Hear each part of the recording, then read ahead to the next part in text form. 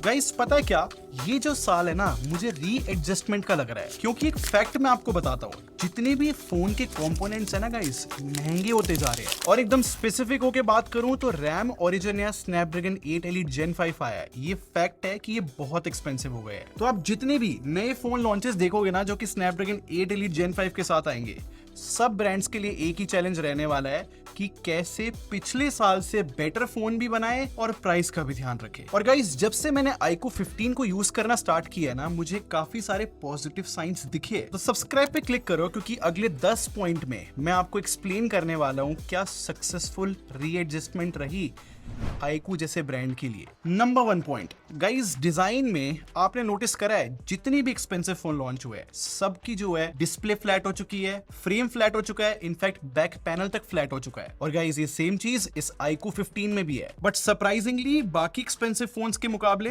मेरे को ये सबसे कंफर्टेबल लगा है, क्योंकि इसके जितने भी एजेस और कॉर्नर्स है ना, ये सॉफ्ट फील हो रहे हैं, तो इन एंड फीलिंग बेटर है बेसिकली। और ये iQOO 13 है, अगर आप 15 को साइड बाय साइड देखोगे ना, कॉर्नर्स और राउंडेड कर दिए है, तो आई थिंक इस वजह से भी कंफर्ट थोड़ा बेटर हो रहा है। और जैसे कि लास्ट ईयर हेलो लाइट मिली थी, अल्ट्रासोनिक फिंगरप्रिंट स्कैनर मिला था, ये दोनों चीजें iQOO 15 में मिल रही है। बट इंटरेस्टिंग बात ये है कि हैप्टिक फीडबैक iQOO 15 का बहुत टाइट और स्ट्रॉन्ग कर दिया है। बट iQOO 13 के स्पीकर्स बहुत अच्छे थे, उनमें सेपरेशन बहुत अच्छी थी, लाउडनेस बहुत अच्छी थी। अगर इस कॉन्टेक्स्ट से देखा जाए तो iQOO 15 में सेपरेशन थोड़ी कम लग रही है, बट मोस्ट केसेस में स्पीकर्स अच्छे ही काम करते हैं। बट जो सेकंड पॉइंट है इस फोन का, वहां पर भाई बहुत मेजर इंप्रूवमेंट्स है। मैं डिस्प्ले की बात कर रहा हूं, क्योंकि इस बार iQOO ने इस फोन के अंदर 2K पैनल यूज करा है और सैमसंग का पैनल है M14। आई थिंक बहुत अच्छी डिस्प्ले बोली जाएगी, क्योंकि ये OLED पैनल भी है और 120 हर्ट्ज का रिफ्रेश रेट है। बट सबसे बड़ी बात, डिस्प्ले का जो HBM है वो 2600 निट्स है। गाइस, ये बहुत ही बड़ा नंबर है। अगर आउटडोर से इस डिस्प्ले को देखते हैं ना, बहुत अच्छी विजिबिलिटी है। डिस्प्ले में एक और इंटरेस्टिंग चीज बताता हूं, देखो iQOO 13 से साइड बाय साइड देखो, आपको iQOO 13 में ज्यादा रिफ्लेक्शंस दिख रही होंगी, जबकि iQOO 15 जो है थोड़ी रिफ्लेक्शंस कट कर रहा है। इसके पीछे सिंपल रीजन है, इस बार iQOO ने जो है एंटी रिफ्लेक्टिव फिल्म लगा के दी है। बेसिकली ये स्क्रीन प्रोटेक्टर है जो रिफ्लेक्शंस कट करता है। बट गाइस, क्योंकि ये स्क्रीन प्रोटेक्टर है तो इस पे ऑलरेडी मैं देख रहा हूँ कि स्क्रैचेस आ गए हैं, और iQOO का कहना है कि इस फोन के लिए फ्री स्क्रीन गार्ड की रिप्लेसमेंट मिल जाएगी अगर बहुत ज्यादा स्क्रैचेस आ गए। देखते हैं भाई कब आती है रिप्लेसमेंट। और इन जनरल पीक ब्राइटनेस की भी बात करूं तो 6000 निट्स है। मैं iQOO 13 से कंपेयर कर रहा था नेटफ्लिक्स पे सेम कंटेंट चला के, एंड आई थिंक iQOO 15 का आउटपुट अच्छा तो आ रहा है। तो सिंपल बात है, आप डिस्प्ले में हाई एक्सपेक्टेशंस रख सकते हो। पॉइंट नंबर 3, बैटरी में जो है हमें अपग्रेड्स मिले हैं, क्योंकि लास्ट ईयर जो है 6000 mAh की बैटरी थी, इस बार जो है 7000 mAh है। बट जो चार्जिंग स्पीड है वो थोड़ी कम हुई है, पहले 120 वॉट पे थी, अब iQOO 15 जो है 100 वॉट पे चार्ज होगा। और आप लोग की बेटर अंडरस्टैंडिंग के लिए मैंने iQOO 15 का एक चार्जिंग टेस्ट रन करा है, क्योंकि सिंगल सेल बैटरी है ना, तो मुझे देखना था कितनी देर लगती है फुल चार्ज होने में। तो मैं आपको फास्ट फॉरवर्ड करके दिखा रहा हूँ, 1 घंटे 6 मिनट लगे इस फोन को फुल चार्ज होने में। इनफैक्ट ये फोन जो है 40 वॉट की वायरलेस चार्जिंग सपोर्ट करता है, तो बैटरी डिपार्टमेंट अच्छे नंबर्स के साथ आया है। फोर्थ पॉइंट गाइस, इसके ऊपर तो मैं डेडिकेटेड वीडियो बना चुका हूं, क्योंकि इस बार हमें ओरिजिन OS देखने को मिल रही है, जो कि नो डाउट अगर सॉफ्टवेयर एक्सपीरियंस को देखा जाए तो FunTouch OS के कंपैरिजन में एक काफी अच्छा अपग्रेड है। क्योंकि आप खुद देखो, जो एनिमेशंस है वो बेटर हुई है, लॉक स्क्रीन कस्टमाइजेशन काफी लोगों को मैटर करती है, वो भी बेटर हुई है। ओरिजिन आइलैंड नाम से एक फीचर आया है जो कि बहुत सारे अपडेट्स दे देता है फ्रंट कैमरे के अराउंड। और मेरा favourite feature drag and go, जहां पर मैं इजिली देखो यहाँ पर ड्रैग करूंगा और बहुत सारे एप्स के ऑप्शन आ जाएंगे और मैं वहां पर शेयर कर सकता हूं। बहुत ही कन्वीनियंट फीचर है। और एक और इंटरेस्टिंग बात है कि हैप्टिक फीडबैक जो मैंने आपको बताया बेटर हुआ है, वो पूरी UI में भी इंप्लीमेंट कर दिया है इस बार, तो थोड़ा बेटर लग रहा है चलाने में। तो इफ इन केस आपको FunTouch OS इतनी ज्यादा अपीलिंग नहीं लगती थी, तो ओरिजिन OS शायद से आपको पसंद आए। इनफैक्ट मैं आपको बोलूंगा, मेरी ओरिजिन OS की वीडियो देखना, मैंने बहुत सारे इकोसिस्टम तक के फीचर बताए और बहुत डिटेल में बात करी है, चीजें बहुत सारी है उसमें। फिफ्थ पॉइंट आता है परफॉर्मेंस का। देखो, हार्डवेयर को पहले डिस्कस करते हैं।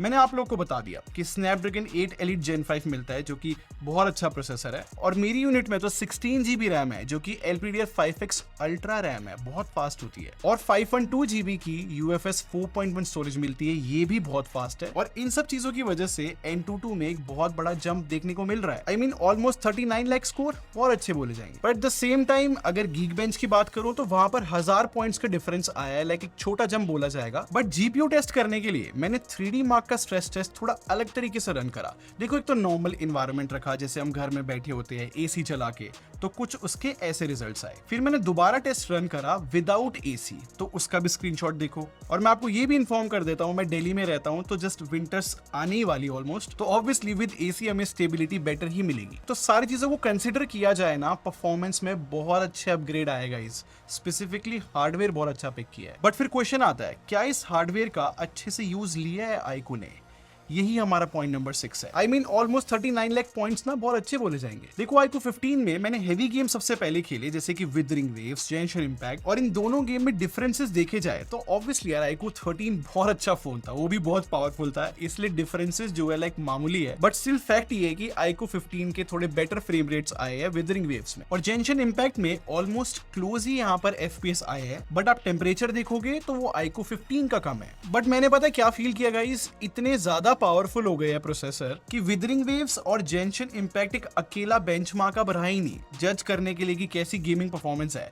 हमें और हेवी बेटर गेम्स चाहिए इन नए प्रोसेसर को जज करने के लिए। अब कैमरे के बारे में बताता हूं, जो कि पॉइंट नंबर 7 है। देखो, एक लेंस जो है उसको अपग्रेड किया है, या फिर मुझे बोलना चाहिए कैमरा सेंसर अपग्रेड किया है। लास्ट ईयर आईकू 13 में हमने 2x टेलीफोटो लेंस देखा था, इस बार आईकू 15 में 3x टेलीफोटो लेंस यूज करा है और कैमरा सेंसर को भी थोड़ा बड़ा कर दिया है। बेसिकली 50 मेगापिक्सल का 3x पेरिस्कोप कैमरा है। बाकी मेन और ultra wide camera last year जैसा ही है, 50+50 मेगापिक्सल का। तो हमें 3 कैमरास मिलते हैं सारे 50 मेगापिक्सल के। तो आई थिंक कैमरा हार्डवेयर आपको क्लियर हो गया होगा। फिर आते हैं 8th पॉइंट पर कि फोटो की प्रोसेसिंग कैसी है। मेन कैमरा की फोटो दिखाता हूं, और हमेशा की तरह जैसे कि हम बाकी आईकू फोन्स में देखते हैं, सैचुरेशन ब्राइटनेस अपर साइड रहती है, वो इस फोन में भी आपको देखने को मिलेगी। यूजुअली मैंने देखा है काफी लोगों को जो ऐसा ब्राइट कलरफुल आउटपुट पसंद है, तो शायद आपको भी पसंद है। और बेटर अंडरस्टैंडिंग के लिए मैंने आईकू 13 से भी कुछ चीजें कंपेयर करके देखी है, जहां से आपको भी समझ में आएगा कि प्रोसेसिंग में क्या फर्क आया है। यहाँ पर हम इजिली बोल सकते हैं कि ओवर शार्पनेस नहीं है, थोड़ी डिटेल्स इंप्रूव हुई है, और मोस्ट इंपॉर्टेंटली HDR भी पहले से इंप्रूव हुआ है। बट इस फोन में ना एक नेचुरल कलर प्रोफाइल भी मिलती है, जिसको ज्यादा कलरफुल आउटपुट ना चाहिए हो,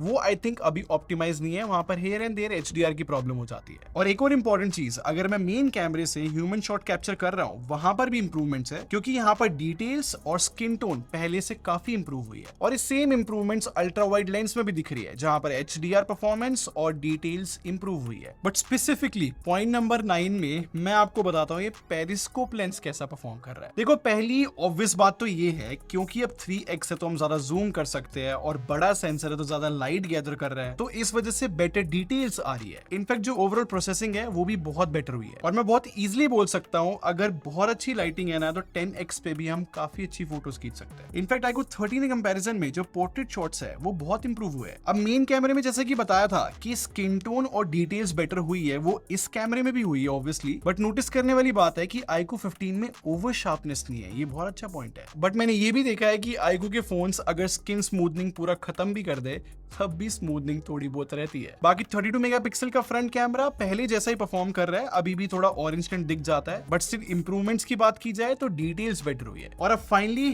10th पॉइंट में वीडियोस के बारे में बताता हूं, क्योंकि इस बार वीडियो क्वालिटी में अच्छे चेंजेस आए हैं। मतलब अगर देखा जाए इस सैंपल को, तो यहाँ पर HDR काफी ज्यादा इंप्रूव हुआ है, जो कि बहुत इंपॉर्टेंट चीज होती है। इनफैक्ट कलर्स में भी इंप्रूवमेंट दिख रही है, और स्टेबलाइजेशन भी देखी जाए तो वो भी अच्छी लग रही है। तो ओवरऑल वीडियो क्वालिटी अच्छी है। तो मैंने जितने भी 10 पॉइंट्स बताए हैं, इनको अगर मैं सम अप करके कंक्लूड करूं कि आईकू 15 कैसा है, तो फिर से स्टार्टिंग वाले पॉइंट पे आ जाते हैं कि भाई इस साल सारे ब्रांड्स को रीएडजस्टमेंट करने में चैलेंज तो होने वाला है।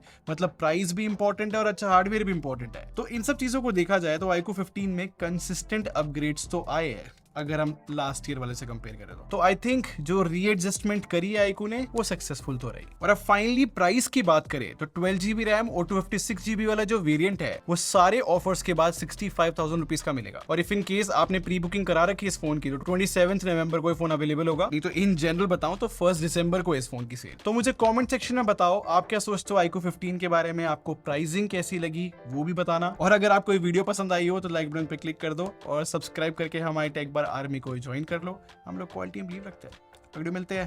Thanks for watching. Bye bye guys.